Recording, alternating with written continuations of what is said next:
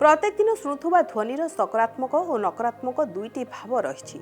वास्तु अनुसार आम शुणुवा मधुर ध्वनि मनरे सकारात्मक भाव जाग्रत कला बेले कटु ध्वनि नकारात्मक भाव वृद्धि करे। सही अनुसार मधुर ध्वनिर दिग और स्थान सठिक रहिले भाग्य परिवर्तन आसवा सहित मन भल रहे। प्रत्येक दिन शुणुवा ध्वनि डोरबेल स्थान और दिग संपर्क में चलतु जानिबा। घरे मंत्र उच्चारण हेउथबा डोरबेल लगाइबाकू चाहुथिले दक्षिण पूर्व दिगरे थिबा कांथरे लगांतु।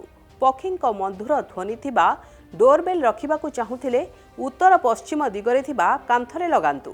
पक्षीक गुळुकुळु मधुर राब घरर एही दिगरु आसिले घरे वायुर संचार हुए एवं सकारात्मक शक्ति वृद्धि पाए। पूजा घर निकटरे केबे भी डोरबेल लगांतु नाही। पूजा समय रे बेल बाजिले पूजा और ध्यान भंग होइथाय, जहाँ मनरे अशांति सृष्टि करने सहित घरे अशांति वृद्धि करे। घरर मुख्य कबाटर बाम पटरे सर्वदा डोरबेल लगांतु, जेपरी घर को आसुथुवा व्यक्ति जनक डाहाण हाथरे बेल बजाइबे।